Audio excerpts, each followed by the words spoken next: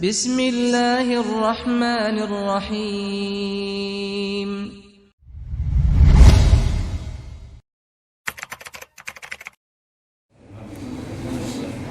Bismillahirrahmanirrahim. Assalamualaikum warahmatullahi wabarakatuh.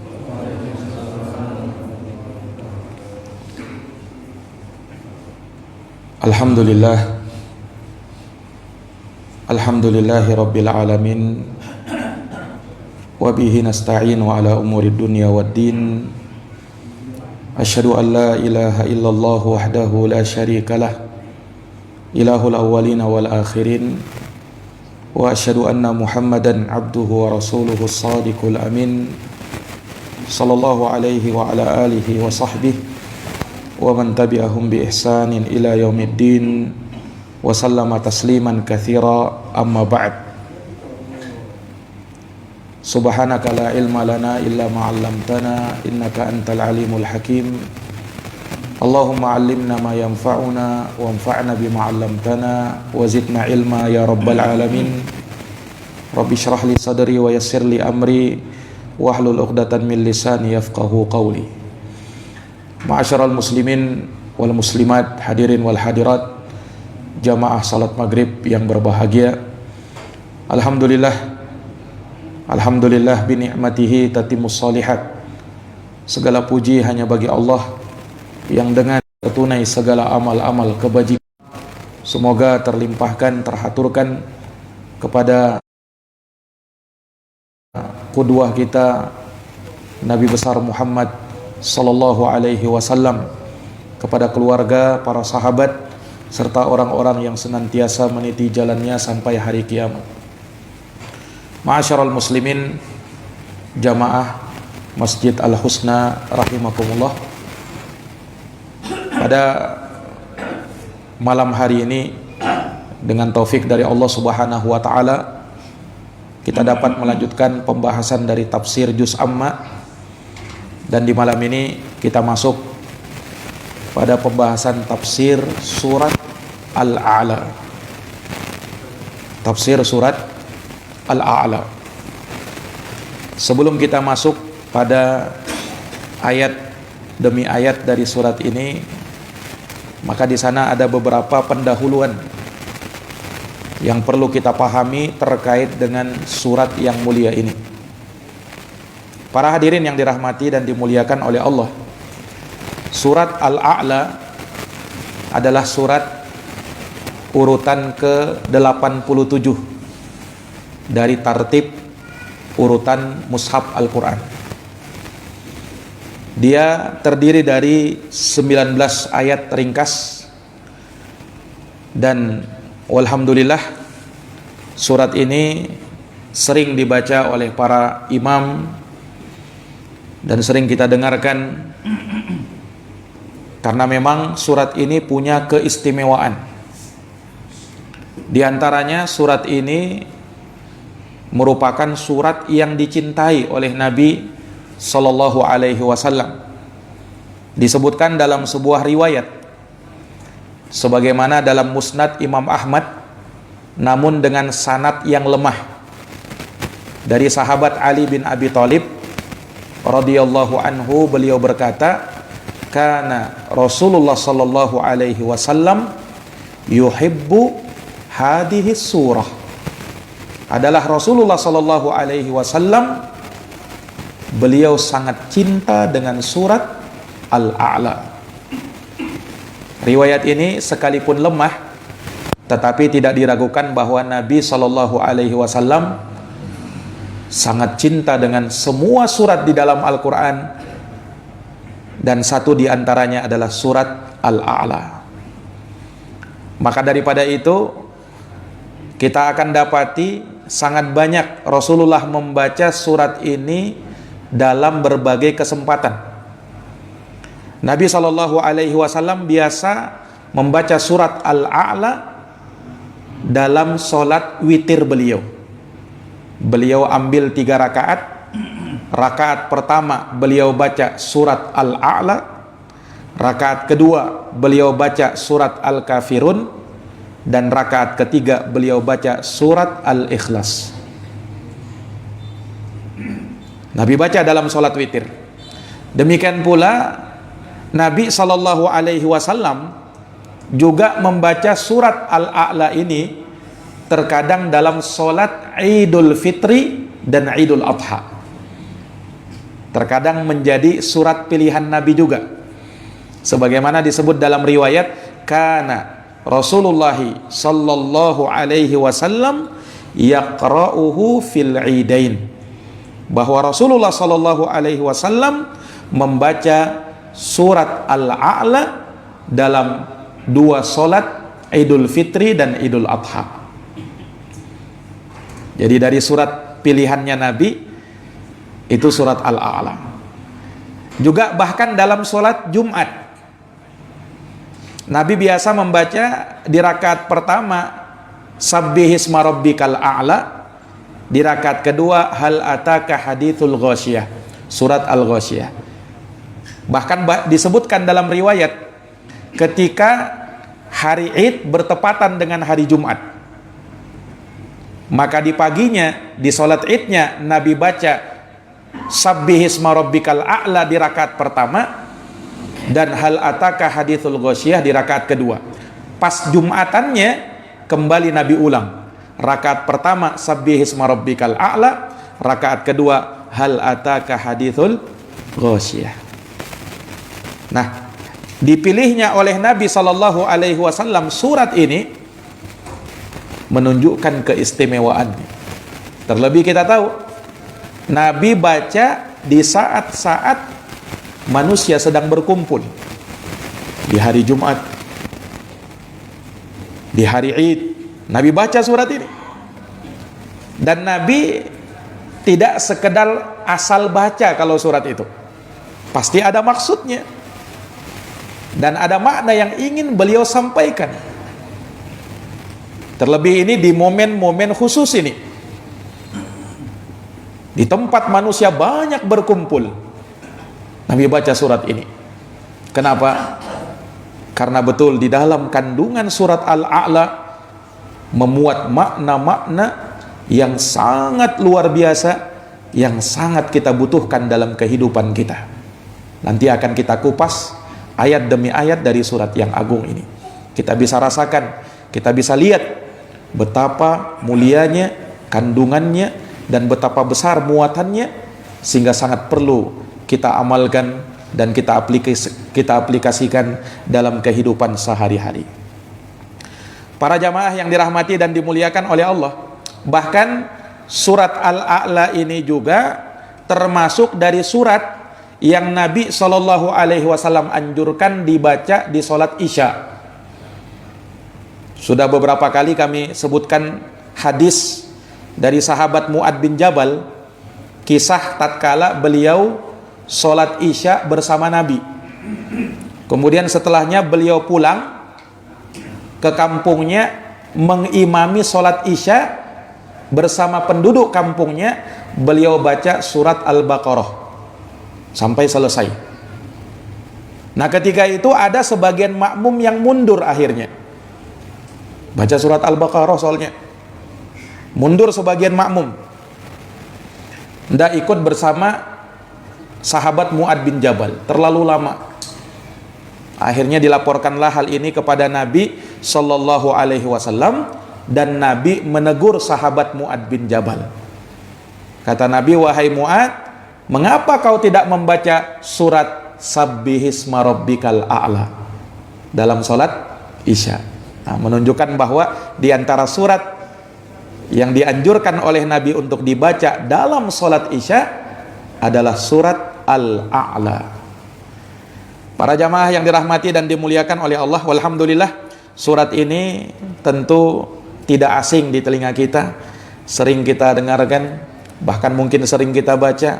Walhamdulillah sudah kita hafalkan dan sering diulang-ulang oleh para imam ketika membacanya, terutama dalam sholat Jumat.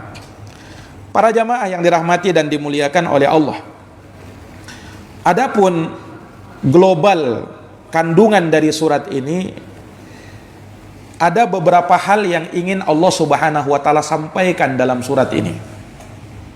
Hal yang pertama, ajakan untuk mensucikan Allah Subhanahu wa taala.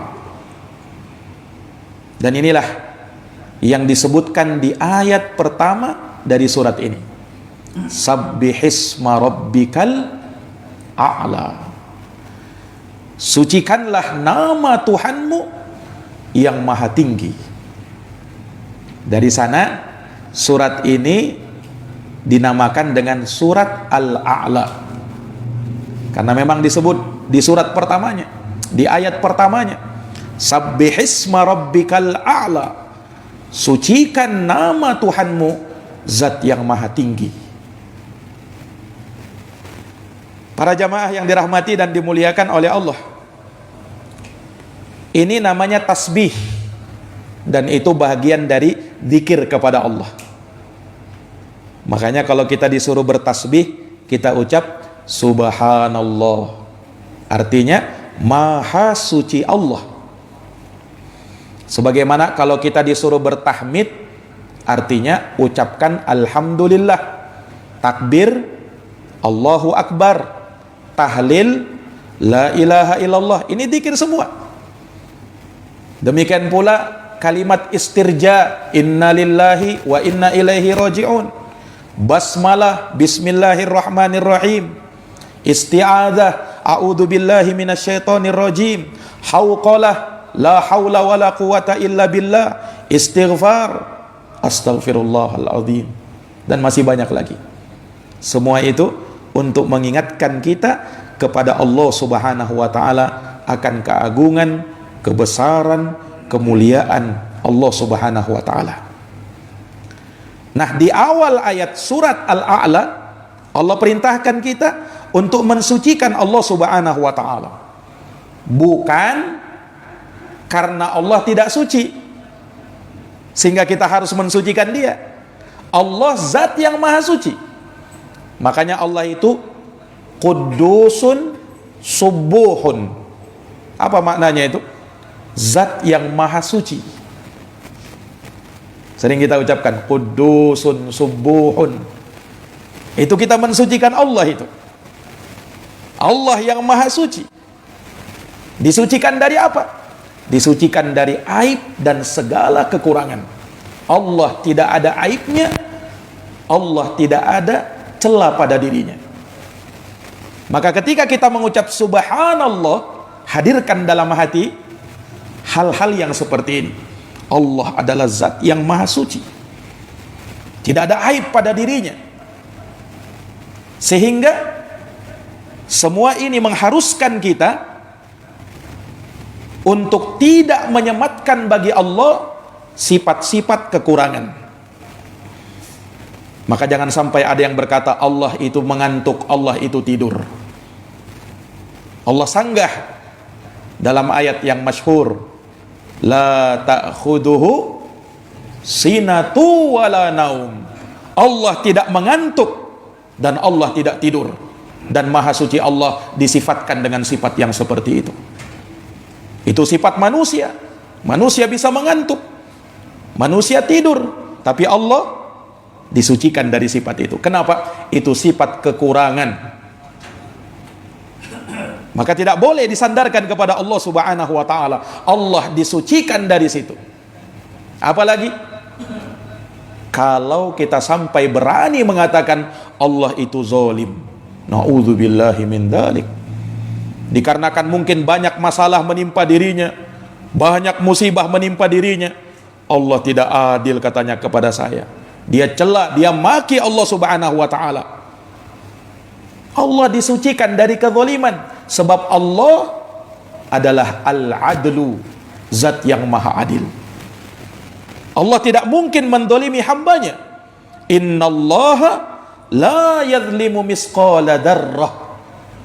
Dalam Quran disebutkan Allah Subhanahu wa taala tidak mungkin mendolimi hambanya, bahkan walaupun sebesar biji sawi. Tak pernah. Ini jamaah sekalian yang dirahmati dan dimuliakan oleh Allah. Allah telah haramkan kedaliman itu terhadap dirinya.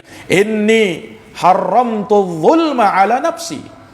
Sesungguhnya aku, kata Allah, telah mengharamkan kedaliman atas diriku. Maka Allah disucikan dari semua itu.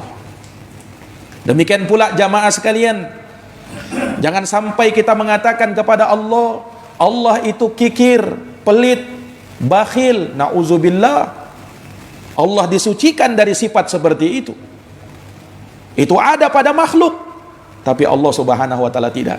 Jangan sampai gara-gara rezeki kita lagi seret, lagi sempit, kemudian kita mengatakan Allah tidak kasih rezeki kepada saya. Subhanallah. Allah buka rezekinya dan Allah berikan rezekinya kepada kita. Namun banyak manusia yang tidak menyadari hal tersebut. Allah berikan rezeki dari arah yang tidak disangka-sangka. Wa may yattaqillaha yaj'al lahu makhraja wa yarzuqhu min haitsu la yahtasib. Barang siapa yang bertakwa kepada Allah, maka Allah akan adakan baginya jalan keluar dan dia akan diberi rizki dari arah yang tidak disangka-sangka. Rizki Allah itu maha luas. Makanya ada salah satu dari nama Allah, Allah dinamakan dengan Ar-Razzaq. Ini sighah mubalaghah dalam bahasa Arab. Allah itu bukan sekedar memberi rezeki, tapi maha memberi rezeki dan terus memberikan rezeki kepada hambanya. Itu Allah subhanahu wa ta'ala. Lau annakum tatawakkaluna 'ala Allahi haqqa tawakkuli la razaqakum kama yarzuqut thair taghdu khimasa wa taruhu bitana. Andaikan kalian bertawakal kepada Allah dengan sebenar-benarnya tawakal, niscaya kalian akan mendapat rezeki sebagaimana burung mendapat rezeki, di mana ia terbang di pagi hari dengan perut yang kosong, di sore hari pulang dengan dalam keadaan perut yang sudah berisi makanan. Burung saja Allah kasih rezekinya, hewan saja Allah kasih rezekinya, nah apalagi manusia. Ini para jamaah yang dirahmati dan dimuliakan oleh Allah. Maka Allah disucikan dari semua sifat-sifat kekurangan.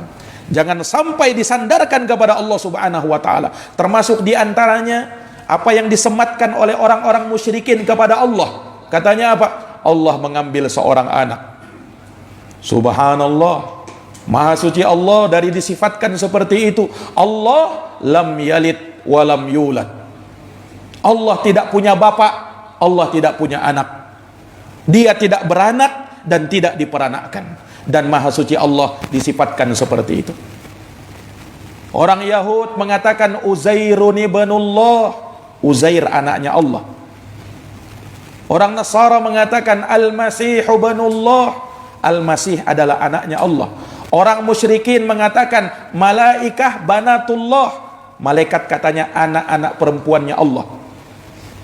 Makanya sering digambarkan malaikat itu wujud perempuan, punya sayap. Itu keyakinannya orang-orang musyrikin itu. Mensifatkan bahwa malaikat itu adalah anak-anak perempuannya Allah. Allah subhanahu wa ta'ala disucikan dari itu. Nah, wa qalu takhadar rahmanu walada laqad ji'tum syai'an idda takadu samawatu yatafattarna minhu wa tanshaqqul ardu wa takhirrul jibalu hadda an da'u lirrahmani walada wa ma yanbaghi lirrahmani ayattakhidha walada. Orang-orang musyrikin yang mengatakan Allah subhanahu wa ta'ala mengambil seorang anak. Ini ucapan yang sangat berbahaya, yang membuat langit terpecah, bumi terbelah, gunung roboh, gara-gara mendengarkan Allah katanya mengambil seorang anak, padahal tidak pantas bagi Allah disifatkan dengan sifat seperti itu. Maka sabbihisma rabbikal a'la, kita sucikan Allah subhanahu wa ta'ala dari segala sifat-sifat kekurangan. Sebab apa? Allah itu maha tinggi, sifatnya sifat yang tinggi, yang sempurna, dan tidak ada kekurangan walaupun sedikit. Allah itu tidak ada sisi kekurangannya. Ini para jamaah sekalian, makanya sering kita ucapkan ini kan, subhanallah, kita berzikir subhanallah, supaya hadir di dalam hati kita. Allah itu betul-betul luar biasa. Manusia itu tempat kurang, tempat celah, ada aibnya, ada cacatnya. Sementara Allah tidak ada cacatnya, tidak ada aibnya. tidak ada kekurangannya. Makanya subhanallah, maha suci Allah subhanahu wa ta'ala. Ini kandungan pertama dari surat Al-A'la. Para jamaah yang dirahmati dan dimuliakan oleh Allah. Kemudian pada kandungan yang kedua dari surat yang mulia ini, Allah ingin menjelaskan pula tentang karunia yang sangat besar yang diberikan kepada makhluknya. Apa itu? Karunia Allah subhanahu wa ta'ala dengan menciptakan alam semesta ini. Kemudian karunia Allah kepada mereka dengan menurunkan Quran kepada mereka. Ini karunia Allah subhanahu wa ta'ala yang sangat besar, yang dengannya akan hidup manusia ini, jasad dan rohaninya. Allah berikan karunia dunia dan Allah berikan karunia akhirat. Dan manusia tidak bisa tidak butuh dengan dua karunia ini. Jamaah yang dirahmati dan dimuliakan oleh Allah, manusia itu terdiri dari dua unsur. Ada unsur jasmani, ada unsur rohani. Dari dua situlah mereka bisa hidup. Ada unsur jasmaninya, ada unsur rohaninya. Nah, sebagaimana kita paham, jasmani butuh asupan gizi, butuh asupan makanan, butuh makanan dan minuman. Rohani juga demikian. Jadi jangan sampai dikira yang butuh asupan makanan itu cuman jasmani saja. Salah. Rohani pun butuh asupan gizi, butuh asupan makanan. Makanya tadi, kembali kepada dua tadi, dua karunia Allah berikan. Yang pertama, karunia dunia, adanya alam ini Allah siapkan untuk makhluk. Ya kan? Makanya Allah berfirman apa? Huwallazi khalaqalakum ma fil ardi jami'a. Dialah Allah yang telah menciptakan untuk kalian semua yang ada di muka bumi. Maksudnya apa? Halal untuk kalian. Allah sudah siapkan untuk kalian, tinggal kalian nikmati. Ini karunia Allah subhanahu wa ta'ala. Lihat, dengan adanya alam semesta ini, ada tumbuhan-tumbuhannya, ada hewan-hewannya, manusia mendapatkan asupan makanan dari situ, hidup jasmaninya. Hidup apanya? Hidup jasmaninya. Sekarang, apa yang bisa menghidupkan rohani kita? Itulah karunia yang Allah turunkan kedua. Diturunkannya Quran. Makanya Quran akan menghidupkan ruh kita. Quran akan menjadi asupan gizi bagi rohani kita. Ini para jamaah yang dirahmati dan dimuliakan oleh Allah. Nah, ini Allah subhanahu wa ta'ala terangkan mulai dari ayat yang kedua sampai ayat yang kelima. Makanya perhatikan di ayat yang kedua dalam surat Al-A'la ini, langsung Allah sebutkan karunianya berupa penciptaan itu. Alladzi khalaqa fasawwa. Dialah Allah yang telah menciptakan kemudian menyempurnakan penciptaannya itu. Walladzi qaddara fahada. Dialah Allah yang telah menetapkan kadarnya masing-masing kemudian memberikan hidayah dan petunjuk. Walladzi akhrajal mar'a. Dialah Allah yang telah menumbuhkan mar'a, tumbuhan-tumbuhan. Ini kan karunia semua. Faja'alahu gutha'an ahwa. Kemudian Allah jadikan dia kering kehitam-hitaman. Para jamaah yang dirahmati dan dimuliakan oleh Allah, ini karunia Allah subhanahu wa ta'ala yang Allah siapkan bagi makhluk untuk asupan gizi mereka.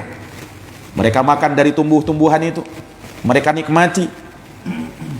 Kemudian di ayat yang ke-6 sampai ayat yang ke-8, ini karunia Allah subhanahu wa ta'ala berupa karunia rohani untuk kehidupan ruh kita. Mulai dari ayat yang ke-6 sampai ayat yang ke-8. Sanuqri'uka fala tansa. Kata Allah, kami akan bacakan kepadamu wahai Muhammad Al-Quran ini supaya kamu tidak lupa. Menunjukkan betapa butuhnya kita dengan Quran. Menunjukkan betapa butuhnya kita dengan Quran. Quran itu yang bisa menghidupkan ruh kita. Dan ingat, asupan yang diberikan kepada ruh itu jauh lebih penting daripada asupan yang diberikan kepada jasad. Jamaah yang dirahmati dan dimuliakan oleh Allah, seseorang kalau hanya memikirkan perutnya, kalau hanya mementingkan isi perutnya, jasmaninya, tanpa memikirkan asupan ruhnya, maka dia tidak akan pernah menjadi orang yang bahagia. Wallah, dia tidak akan pernah menjadi orang yang bahagia. Kenapa? Sebab kebahagiaan itu bukan letaknya di perut, tapi letaknya di hati. Kebahagiaan letaknya ada di dalam hati kita. Jamaah yang dirahmati dan dimuliakan oleh Allah Subhanahu wa taala. Makanya kalau hati sudah berbahagia, kalau hati sudah bergembira, maka disitulah kebahagiaan yang sesungguhnya. Dan ini kita butuhkan setiap saat. Kalau makanan dan minuman, Pak, itu cuman kita butuhkan berapa kali dalam sehari dan semalam. Makanya Imam Ahmad, muridnya Imam Syafi'i, pernah berkata bahwa kebutuhan manusia kepada asupan rohani berupa ilmu Quran itu lebih penting, lebih besar daripada kebutuhan asupan makanan dan minuman untuk jasmaninya. Kenapa kata beliau? Sebab kalau makanan dan minuman itu dibutuhkan ya paling-paling 3 kali sehari, paling banyak mungkin ya 4 atau 5 kali, ya kan, kalau banyak makannya. Tapi kalau ilmu kita butuhkan kapan? Setiap saat, dari mulai bangun tidur sampai tidur kembali, kita butuhkan ilmu itu. Ini para jamaah yang dirahmati dan dimuliakan oleh Allah. Iya, makanya Allah Subhanahu wa taala terangkan bahwasanya Allah Subhanahu wa taala yang telah menurunkan Quran dan telah membacakan Quran kepada Nabi supaya jangan sampai dilupa. Ini menunjukkan bahwa Quran itu mesti kita ingat dan mesti ada selalu di dalam hati kita. Jangan sampai kita lepas dari Al-Quranul Karim. Itu pedoman hidup kita dan itu kehidupan hati kita. Para jamaah yang dirahmati dan dimuliakan oleh Allah. Nah, kemudian Allah Subhanahu wa taala ingatkan lagi, illa masya Allah, kecuali apa yang Allah kehendaki. Innahu ya'lamul jahra wa ma yakhfa. Sesungguhnya Allah Maha mengetahui yang nampak maupun yang tersembunyi. Tidak ada yang samar bagi Allah. Wa nuyassiruka lil yusra. Kemudian kami akan mudahkan bagimu semua jalan-jalan kemudahan agar kamu mudah untuk masuk ke dalam surga. Dengan sebab kita memperhatikan Quran, mentadaburi Quran, membaca Quran, mengamalkan Quran, ini menjadi sebab Allah akan masukkan kita ke dalam surganya. Ini kandungan kedua dari surat Al-A'la. Para jamaah yang dirahmati dan dimuliakan oleh Allah, kemudian kandungan yang ketiga dari surat yang mulia ini, dalam surat Al-A'la terdapat perintah untuk mengajak manusia kepada kebaikan, memperingatkan manusia dari jalan keburukan. Dan itu kita bisa baca mulai dari ayat 9 sampai ayat 11. Allah berfirman, fadzakir in nafa'atiz dzikra. Beri peringatan jikalau peringatan itu memberikan manfaat. Dan peringatan itu nanti bermanfaat bagi orang-orang yang memiliki hati. Makanya dalam lanjutan ayat apa? Saya dzakkaru may yakhsha. Orang yang takut, orang yang punya hati, maka dia akan bisa mengambil pelajaran dari peringatan-peringatan itu. Wa yatajannabuhal ashqa. Sementara orang yang celaka, maka dia akan jauh dari peringatan itu dan tidak mau mendengar peringatan itu. Orang kalau sudah hatinya keras, hatinya membatu, dibacakan Quran, dibacakan hadis, diberikan peringatan tentang surga dan neraka, tidak bergeming hatinya. Kenapa? Hatinya sudah membatu, Pak. Iya, sangat sulit mau dipecahkan itu. Ini para jamaah yang dirahmati dan dimuliakan oleh Allah.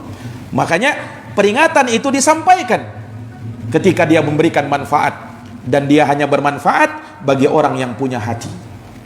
Kalau orang sudah tidak bisa mengambil manfaat dari Al-Quran, menunjukkan betapa kerasnya hatinya. Para jamaah yang dirahmati dan dimuliakan oleh Allah, maka ini terdapat seruan, ajakan, dakwah kepada kebaikan. Dan inilah tugasnya para nabi dan para rasul, dan orang-orang yang mengikuti jalannya para nabi dan para rasul. Ini pekerjaan yang terbaik ketika kita bisa mengajarkan manusia kepada kebaikan, mengajak orang lain supaya baik, mengajak orang lain supaya beribadah kepada Allah. Ini tugas yang mulia yang Allah puji dalam Quran, wa man ahsanu qawlan mimman da'a ilallah wa amila salihah. Siapakah yang lebih baik, kata Allah? Tidak ada yang lebih baik dari orang yang mereka senantiasa mengajak kepada Allah dan melakukan amal-amal soleh. Tidak ada yang lebih baik ucapannya dari ucapannya mereka ini, yang selalu berdakwah, mengajak orang, mendorong orang, memotivasi orang, memberikan peringatan kepada orang. Supaya apa? Supaya mau berjalan di atas jalan kebenaran, berjalan di atas jalannya Allah Subhanahu wa ta'ala. Dan setiap orang mengambil andil dalam perkara ini. Dia ajak keluarganya, dia ajak tetangganya, dia ajak teman-temannya, handai taulannya, dan semua yang bisa dia ajak kepada kebaikan. Naam, untuk mempelajari agama Allah Subhanahu wa ta'ala. Para jamaah yang dirahmati dan dimuliakan oleh Allah Subhanahu wa ta'ala, maka Allah Subhanahu wa ta'ala dalam kandungan ayat atau surat Al-A'la ini menjelaskan tentang ajakan, seruan untuk memperingatkan manusia dengan Al-Quranul Karim. Kemudian yang terakhir, yang keempat, bahwa di dalam surat ini terdapat janji yang sangat baik dan ancaman yang sangat pedih. Janji yang terbaik bagi mereka yang beriman, yang menerima dakwah kebenaran, sementara ancaman yang pedih bagi mereka-mereka yang ingkar dan tidak mau menerima dakwah kebenaran. Nah, ini Allah Subhanahu wa ta'ala terangkan mulai dari ayat 13 sampai ayat 19. Nah, Allah Subhanahu wa ta'ala sebutkan itu. Iya, di mana Allah Subhanahu wa ta'ala menyatakan mulai dari ayat ke-12, alladzi yaslan naral kubra, ini ancaman yang akan masuk ke dalam neraka yang apinya sangat besar. Nanti kita akan jelaskan bagaimana api neraka itu. Lihat di sini kembali Allah terangkan masalah neraka kan, dan di akhirnya Allah terangkan lagi masalah surga. Selalu bergandengan itu. Tsumma la yamutu fiha wa la yahya. Di dalam neraka itu mereka tidak mati dan tidak pula hidup. Saking pedihnya siksa neraka. Mau dibilang mati tidak, mau dibilang hidup juga tidak. Mereka tidak bisa mati, tapi selalu diusahakan untuk bisa mati, tapi tidak bisa mati. Itu siksa api neraka. Para jamaah yang dirahmati dan dimuliakan oleh Allah Subhanahu wa ta'ala, ini ancaman yang tidak mau menerima dakwah kebenaran. Kemudian disebutkan janji yang terbaik bagi mereka yang menerima ajakan kepada kebaikan. Itu Allah sebutkan mulai dari ayat 14. Allah berfirman, qad aflaha man tazakka. Sungguh sangat beruntung orang-orang yang mengambil peringatan. Sungguh sangat beruntung orang-orang yang mensucikan dirinya. Mensucikan dengan apa? Dengan ayat-ayat Quran. Quran dia baca, dia tadabburi, dia amalkan, hingga dia pun bertaubat, beristighfar kepada Allah, memperbaiki dirinya, sehingga mensucikan dirinya. Qad aflaha man tazakka. Sungguh telah beruntung orang-orang yang mensucikan dirinya. Bagaimana mereka itu? Wa dzakarasma rabbih fasalla. Dialah orang yang mengingat nama Rabbnya, kemudian dia menegakkan solat, dia mendirikan solat, dia tegakkan solat. Semua itu karena Allah Subhanahu wa ta'ala. Kemudian Allah Subhanahu wa ta'ala menyebutkan orang-orang yang lalai dari kehidupan dunia. Mulai dari ayat 16 Allah berfirman, bal tu'thirunal hayatad dunya. Sungguh mereka telah lebih mengutamakan kehidupan dunia. wal akhiratu khairu wa abqa. Padahal akhirat lebih baik dan lebih kekal. Manusia lebih mengutamakan dunianya ketimbang akhiratnya. Padahal harusnya kita jadikan akhirat itu yang lebih kita dahulukan ketimbang dunia kita. Dunia kita cari, jangan sampai kita lupa juga. Tapi jangan sampai akhirat kau nomor dua kan, akhirat kau nomor sekian kan. Akhirat tetap yang pertama, akhirat tetap yang nomor satu. Dunia jangan lupa, jangan dibalik. Sebagian orang membalik terkadang. Apa katanya? Cari duniamu, kejar betul-betul cita-citamu, tapi jangan lupa kau sholat. Jadi sholatnya jangan lupa. Kalau Allah bilang apa? Wabtaghi fima ataqallahu daral akhirah wala tansa nasibaka minad dunya. Cari, upayakan akhiratmu, jangan lupa duniamu. Harusnya begitu, supaya jangan sampai akhirat kita nomor dua kan. Sehingga kalau misalnya dunia kita lebih dominan, akhirnya sholat ditelantarkan dan yang lainnya ditinggalkan. Nah ini para jamaah sekalian, bekerja silahkan, berolahraga silahkan, mencari kesenangan silahkan, itu perkara dunia. Tapi jangan sampai menghalangi kita dari menjalankan dan menegakkan ibadah kepada Allah. Sungguh merugi orang-orang yang lebih mengutamakan dunianya ketimbang akhiratnya. Nabi pernah bersabda, "Man kanatil akhiratu hammahu jama'allahu lahu syamlahu ja'alallahu ginahu." Allah subhanahu wa ta'ala akan menjadikan kekayaan berada di dalam hatinya. Ja'alallahul gina fi qalbih wa jama'alahu syamlahu. Allah kumpulkan urusannya. Wa atathud dunya wa hiya ragimah. Kemudian dunia itu akan datang kepada dia dalam keadaan hina. Wa man kanatid dunya hammahu. Tapi siapa yang menjadikan dunia sebagai cita-cita terbesarnya, tuntutan tertingginya, apa yang terjadi? Ja'alallahul faqra baina ainaihi. Allah jadikan kefakiran, kemiskinan berada di pelepuk kedua matanya. Wa farraqa alaihi syamlahu. Allah cerai-beraikan urusannya, jadi berantakan. Walam ya'tihi minad dunya illa ma kutibalah. Padahal dunia tidak datang kepada dia kecuali sesuai dengan apa yang digariskan kepada dirinya. Ini para jamaah yang dirahmati oleh Allah. Makanya Allah ingatkan di ayat yang ke-17, wal akhiratu khairu wa abqa. Ingat, akhirat itu lebih baik dan akhirat itu lebih kekal.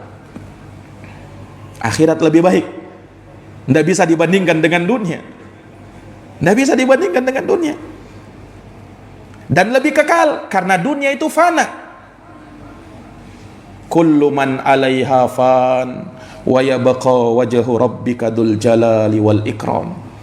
Semua yang ada di dunia ini pasti akan sirna dan tetap kekallah wajah Tuhanmu yang penuh dengan keagungan dan penuh dengan kemuliaan. Para jamaah yang dirahmati dan dimuliakan oleh Allah, kemudian Allah tutup surat ini di ayat yang ke-18 sampai 19. Allah berfirman, "Inna hadza lafis suhufil ula." Sungguh semua ini ada di dalam kitab-kitab terdahulu. Ini apa yang Allah jelaskan semua ini? Mulai dari ajakan tadi, mensucikan Allah subhanahu wa ta'ala, ya. Kemudian karunia-karunia yang Allah subhanahu wa ta'ala berikan kepada manusia. Demikian pula janji dan ancaman, itu bukan hanya ada dalam Quran. Di dalam kitab-kitab terdahulu juga sudah ada. Sebab Allah menurunkan kitab-kitab sebelum Al-Quran. Nah, Quran ini yang merangkum semuanya. Quran itu. Nah, Allah jelaskan, inna hadza lafis suhufil ula. Sungguh semua ini ada di dalam kitab-kitab terdahulu. Kitabnya siapa? Allah terangkan lagi, suhufi Ibrahim wa Musa. Ada di dalam kitabnya Nabi Ibrahim dan ada dalam suhufnya Nabi Musa alaihi wassalatu wassalam. Nah, Ini ayat yang ke-19 dari surat yang agung ini, surat Al-A'la. Nah, ini para jamaah sekalian yang dirahmati dan dimuliakan oleh Allah. Jadi inilah global dari surat Al-A'la. Kandungannya seperti itu. Dan insyaallah ta'ala kita akan jelaskan ayat demi ayat secara terperinci bagaimana kandungan kemuliaan dari surat yang agung ini. Allah Subhanahu wa ta'ala turunkan surat ini dalam fase Makkah.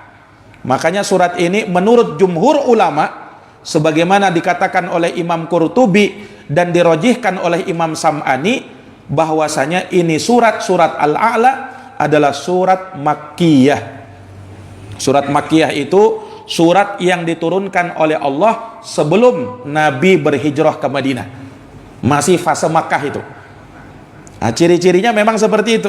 Surat-suratnya pendek-pendek, makanya masuk dalam surat mufassal, surat yang terputus-putus, dia pendek-pendek. Sabbihisma rabbikal a'la alladzi khalaqa fasawwa. Pendek-pendek suratnya. Tidak sama dengan surat Al-Baqarah itu, surat Al-Maidah. Nah, itu surat-surat panjang itu. Makanya dia fase madaniyah, surat madaniyah. Ciri-cirinya memang kalau surat Makkiyah itu lebih banyak ajakan kepada keimanan. Disebutkan surga dan neraka. Makanya juz 30 ini, Pak, banyak-banyak surat Makkiyah yang memang mengajak orang untuk beriman. Nah, dulu waktu di fase Makkah, karena orang belum beriman, diajak dulu beriman. Belum ada penjelasan tentang bagaimana sholat, bagaimana zakat, bagaimana puasa, bagaimana haji. Belum. Nanti di fase Madinah, ketika sudah banyak orang yang beriman, baru dijelaskan tentang hukum-hukum syariat. Nah, memang Islam itu turun, syariatnya turun bertahap. Quran turun kan selama 23 tahun. Nah, itu berangsur terus. Kemudian disebutkan hukum-hukum syariat, mulai dari keimanan dulu. Menunjukkan memang semua itu diawali dengan keimanan. Itu pondasinya, itu dasarnya. Sebelum kita beramal, sebelum kita beribadah, mantapkan dulu akidah, mantapkan dulu keimanan. Makanya rukun Islam yang pertama apa? Syahadah alla ilaha illallah Muhammadar Rasulullah. Persaksian syahadat tidak ada Tuhan yang patut disembah kecuali Allah dan Muhammad adalah utusan Allah. Nabi ketika mengutus Mu'ad bin Jabal berdakwah ke negeri Yaman, Nabi pesani Mu'ad bin Jabal, ya Mu'ad, innaka sata'ti qauman min ahlil kitab. Wahai Mu'ad, kamu akan mendatangi suatu kaum ahlul kitab. Falyakun awwala ma tada'uhum ilaihi syahada alla ilaha illallah. Maka hendaknya dakwah yang pertama kau serukan sebelum yang lainnya adalah seru mereka supaya mau berla ilaha illallah. Dalam satu riwayat, ila ayyuwahidullah, agar mereka mentauhidkan Allah Subhanahu wa ta'ala. Para jamaah yang dirahmati dan dimuliakan oleh Allah, insyaallah di pertemuan yang akan datang kita akan rincikan, kita akan jelaskan secara terperinci ayat demi ayat dari surat Al-A'la ini, mulai dari ayat pertama, kedua, dan seterusnya. Semoga Allah memberikan taufik kepada kita untuk bisa mentadabburinya, merenungkan makna-maknanya, dan semoga bisa kita amalkan, kita bisa aplikasikan dalam kehidupan keseharian kita. Jazakumullahu khairan atas perhatiannya. Mohon maaf atas segala kekurangannya. Hadanallahu wa iyyakum ajma'in. Subhanakallahumma wa bihamdika asyhadu an la ilaha illa anta astaghfiruka wa atubu ilaik. Subhana rabbika rabbil izzati amma yasifun wa salamun alal mursalin walhamdulillahi rabbil alamin. Wassalamu alaikum warahmatullahi